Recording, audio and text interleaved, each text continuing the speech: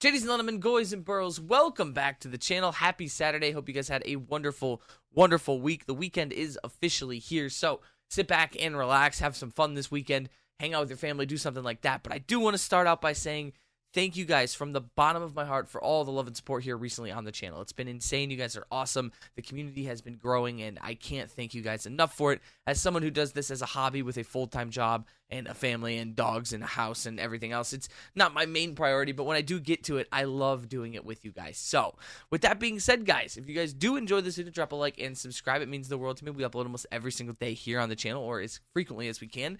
But in today's video, I want to talk about a couple things of leading into XDefiant's release that we did get announced and what to expect, because there's been some misconceptions down in the comment section below of what's coming and all that, and I kind of wanted to explain that to you guys here, as well as we have a major update for past-gen consoles, PS4 and Xbox One, when it comes to XDefiant. So, without further ado, let's hop into today's video.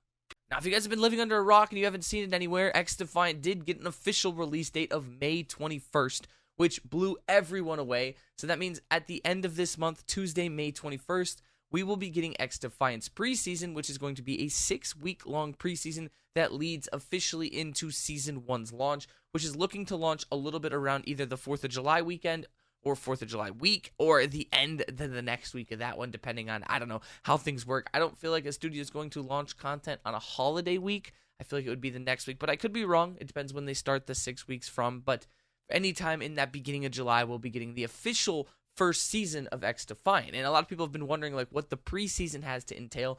Well, mainly it's going to be a lot of the same stuff we've seen, but fully upgraded to the point of what the game is going to be a full launch game, if that makes sense. So when it comes to content, we're getting the normal modes, maps, weapons, and all of that. We'll be getting a preseason battle pass to grind. We also will be getting a kind of teaser of ranked mode that's going to be a preseason ranked mode of 4v4 to iron out everything of abilities and factions and all sorts of stuff to figure out how that's going to go. So when it comes to content, we're going to be getting a couple new things, but it's going to be a lot like what we've played in the past, but a finished version of it. And speaking of that, I want to touch on this right now because I've seen so many people talking about the netcode issues and all this kind of stuff, and I just feel like a lot of people haven't paid attention at all to what the development studio has been saying, and what Mark Rubin and them have said is that it was not 100% netcode in the previous test. There was a lot of server instability because servers were getting pinged in mass amounts of one location or another, which high ping plus the health bars not appearing like they said properly felt like netcode issues. So I do know there were times that the netcode felt amazing, and we were like, this is great and fantastic. And I do want to say this.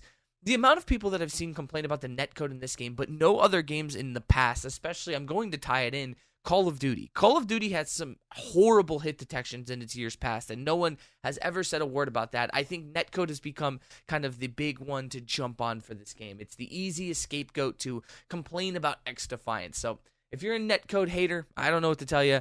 It's not that big of a deal in my opinion. It's something that is ironed out and will be fixed. And obviously, if they plan on launching at this point, they have found some very good results out of that stress test and figured out everything they needed to that's been ironed out and ready to go.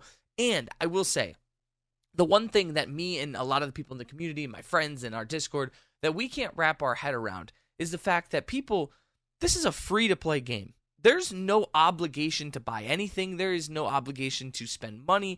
There's nothing like that. You just play the game. You download it and play it. And there is so many people out there that are just so anti this game for whatever reason, but it just doesn't make sense to us because you don't even have to pay for it. It's something that you and any of your friends can download on any system and just easily play the game together and have fun. There's no skill-based matchmaking. There'll be a competitive mode. It's got unique hero kind of style gameplay to it with factions and abilities.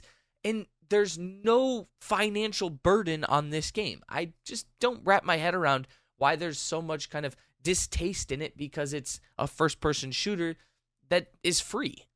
But things like Team Deathmatch, kill cams, prestige modes, and all that I would expect to see in the launch of Season 1 or mid-season Season 1 for maybe prestige and all that. But there will be weapon camo grinds, battle pass grinds, cosmetics, all sorts of stuff like that coming with the launch of the preseason. So expect to see a ton of content when it comes to, bundles and all that. And I've had a lot of people say, oh, Ubisoft typical, going to release a game, and they're going to pump and dump bundles and then cancel it instantly. Well, not necessarily, because this is a free-to-play live service that's going to require microtransactions, battle passes, stuff like that, to keep the game alive. The game has no source of income other than that and Founders Packs. So I would expect to see Founders Packs and a ton of cosmetics come out throughout the preseason so that they can make some moolah, so that they're able to keep the studio afloat and able to keep making good content for the game. And with that being said, one other thing, I know I've said with that being said 35 fucking times in this video, but the one thing I wanted to say is I hope, this is the one hope I have for XDefiant, is that updates with something that goes wrong don't take weeks on end for them to be fixed.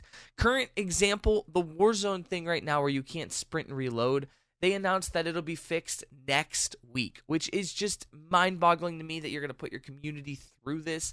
The fact that they have to suffer through a glitch like this for a week plus and they can't get it fixed right away. I hope things like that are right on top. And if it's anything about how the playtest was with the invisibility glitch and other things like that, it seems like they might be right on top of things when those glitches happen. So, XDefiant, if one of the devs is watching this somehow, please, please, please be right on top of glitches. I don't care if it takes away from seasonal stuff. Just fix glitches that are major right when they happen. But with that being said, guys, speaking of kind of consoles and all that kind of stuff, like I said at the beginning of the video, there is a major announcement for PS4 and Xbox One that XDefiant has actually been canceled on those consoles. They will not be making the game on those consoles.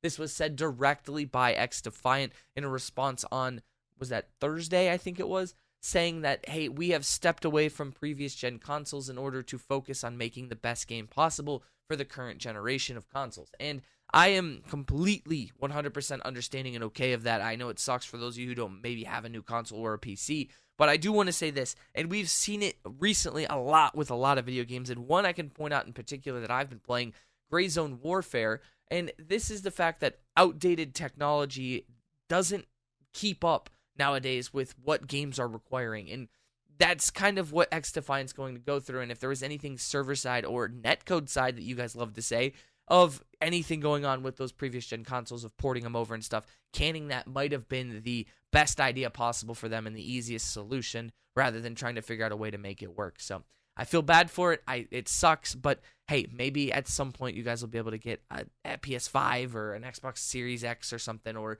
maybe eventually upgrade to that PC, because I feel like a PC is the best experience to experience a lot of games because you can do really anything you want on it. But with all that being said, guys, quick little update video for you. I appreciate all love and support, like I said before. If I sound a little dead, it's because it's like 6 in the morning when I'm recording this as I'm getting ready for work. So I appreciate everything. You guys are beautiful, one of a kind. I will see you guys in the next video. Until then, boys, have a wonderful, wonderful weekend. We'll have a video tomorrow if there's any news. If not, I will see you guys on Monday.